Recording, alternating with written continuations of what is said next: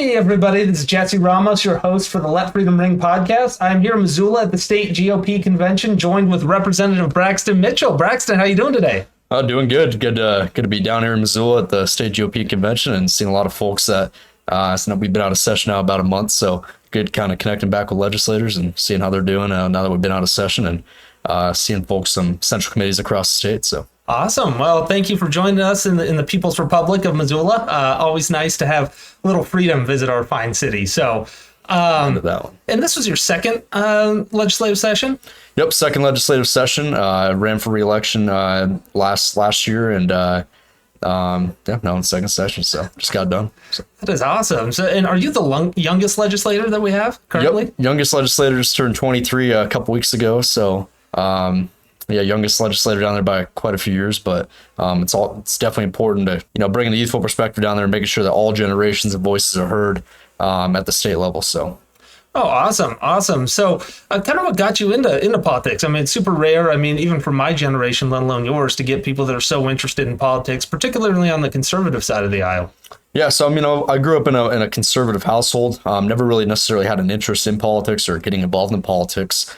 But in 2018, when the Stoneman Douglas shooting happened in Florida, we saw that big push in the schools where kids were walking out against the Second Amendment. We're seeing it nationwide, and we heard that it was coming to our school. So I told a bunch of my buddies, hey, listen, let's honor the victims and, the folks who tragically lost their lives in the school shooting, but let's also because they were almost mandating the walkout at the school, right? So I said, well, let's take a different approach and let's do a pro-gun walkout while also, honor those victims and what happened at that tragic shooting. So we ended up taking half of the school and actually having more kids out on the pro-gun side than on the anti-gun message. And that's kind of what kind of got me, I guess, into political advocacy, because we were seeing all these kids being pushed into this narrative that they might not necessarily agree with, but you just had to have somebody out there to actually say like, hey, here's, where we actually stand on the issue. And that's kind of where I got involved. And then a couple months later, Don Kay, who's running to become the chairman of the Montana Republican Party, said, hey, there's a legislative seat here. I was actually in school working for Congressman Rosendale actually at the time. And then Auditor Rosendale working for his congressional campaign, I guess I should say. And that's kind of how I got involved and ran, and now we're here. So that's awesome. And from what I understand, your district was pretty 50-50, right? Now you've turned it kind of red. Yeah, it was a 50-50 seat.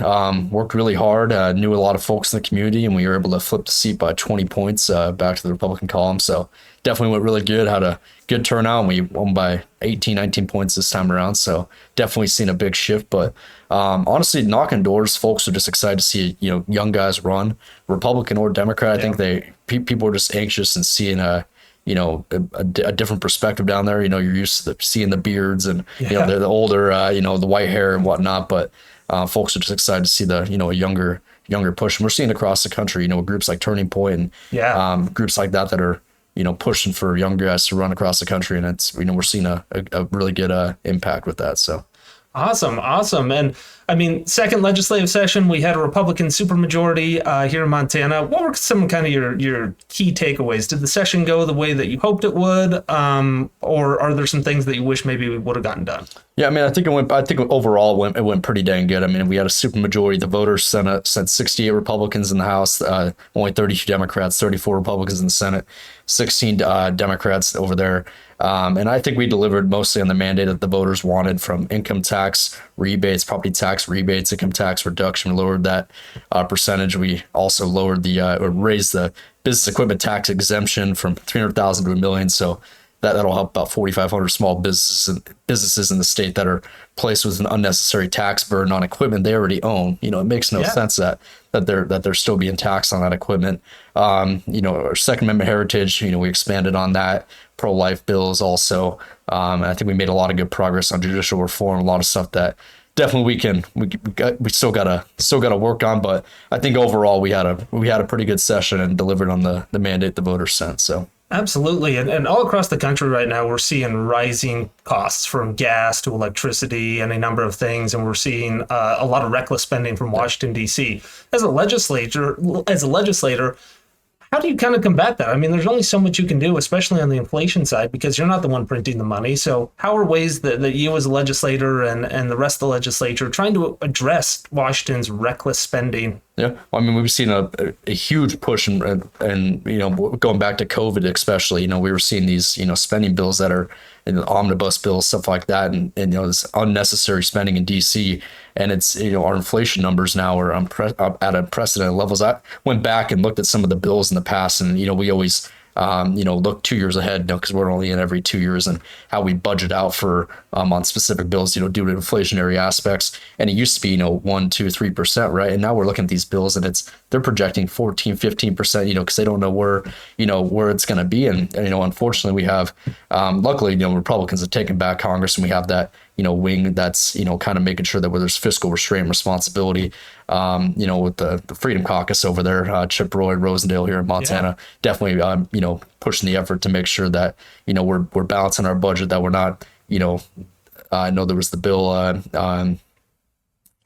fiscal response. What was the bill last week? Sorry. Oh yeah. It was the Save, Plan, and Grow Act, the one that the House passed. Yeah. And I know that there was $30 billion in COVID money that they were still trying to spend. And like the Freedom Caucus came in and said, no, listen, let's get that out of there. There's no reason to, to be spending this money. And so it's just little things like that where, we got to have folks down there that are fighting against, the unnecessary spending, the bureaucracy, and, getting these folks out that don't need to be in these positions. So. Yeah, and from what I understand, so obviously the Freedom Caucus is pretty well known on the U.S. Congress side, at least. I mean, obviously Jim Jordan, Matt Rosendale, Thomas Massey, a lot of these guys. But from what I understand, there is a chapter right here in Montana. Can you tell me a little bit about how that got started and the idea behind that? Yeah, so the Freedom Caucus launched in January this past year. Senator Teresa Manzella, who's based out of Ravalli County here in Montana, is the leader here in the state.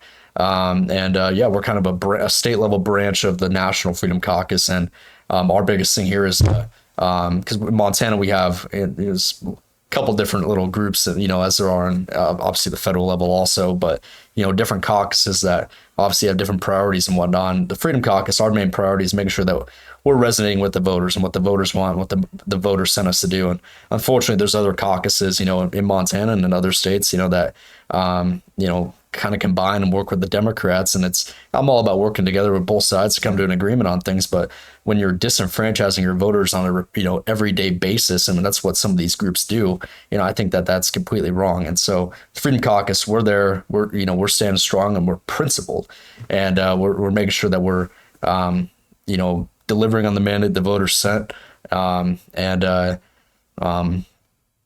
sure that we're pushing for strong conservative principled values. So. Absolutely. And I know that you guys were kind of big advocates of more energy, Montana using the natural resources that we have, because right now energy costs are skyrocketing, gas is skyrocketing, and we keep getting these messages from DC that nothing can be done. Meanwhile, we're shackling American energy. So what have you guys worked on here in Montana to help kind of unleash some of the Montana energy?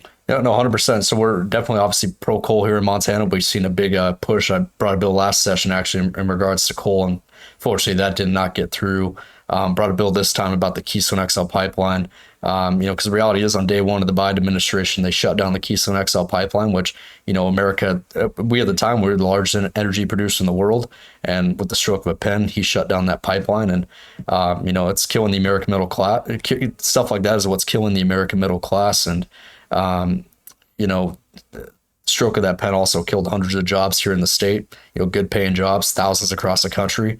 And, everybody, going back to last year when gas prices were soaring, if we would have, had that here in America where we're not relying on other countries, supplying oil over here, instead Biden taps into our oil reserves that President Trump filled for the first time since Reagan, that we actually have reserves filled. And so Biden kept tapping into those and, just to save us 5 cents, and now our resources are depleted while we're in a war in Ukraine. It's just crazy. So Yeah, and kind of went off on that. But no. I certainly it all kind of appreciate your ties together. opinion. So Yeah, absolutely. And so kind of along those lines too. I mean, right now, a lot of people, especially in our generation, feel like the American dream is dead. That they're not going to be able to achieve it. But we here at Americans for Prosperity, we think that prosperity is still possible. We just have to get the government out of the way, and it's about people helping other people. Kind of what is your message to Americans that think the American dream is dead and that there's still hope?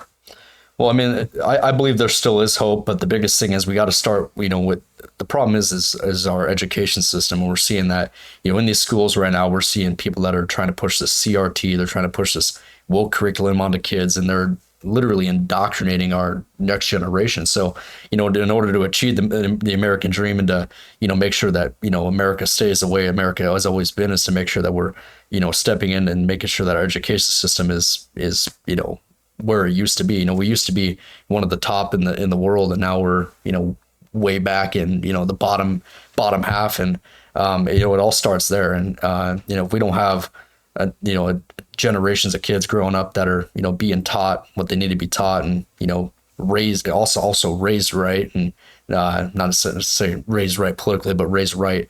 And, we're not gonna see, a good future for these kids. So absolutely. And last question for you. I know that you haven't eaten yet, so I appreciate you coming in and taking time before lunch. So do you have a message for Senator Tester today? I mean, that we're seeing, again, reckless spending from Washington, D.C. We're seeing energy regulations that prevent Montana producers from delivering a product to people. Do you have a message for Senator Tester today about unleashing the American energy? Well, listen, I mean, I think Tester, I call him Two-Faced Tester, because right now he came down to hell a couple months ago and was applauding the Keystone XL pipeline. But if I recall, a couple years ago, he voted against the Keystone XL pipeline. So I know it's election season. I know his positions change, and that's what, career politicians like to do. But, I think Tester needs to quit playing Washington and actually, play with the voters in Montana. Not just, play with the voters in Montana, but actually represent the voters in Montana. And unfortunately, he hasn't been doing that in his tenure in Congress. And, only on election years, you see him, actually, trying to represent Montanans in their actual interests. But I can't wait to see him get packing and end it next year. But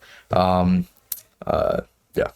Awesome. Well, I certainly appreciate your time today and all the hard work you're doing for Montanans, and obviously kind of just explaining that there's only so much the state legislature can do, and we need the Senate to start passing some of these bills that the House is putting through. So thank you so much for your time, Representative. Appreciate it. Yep. Thank you. Appreciate it.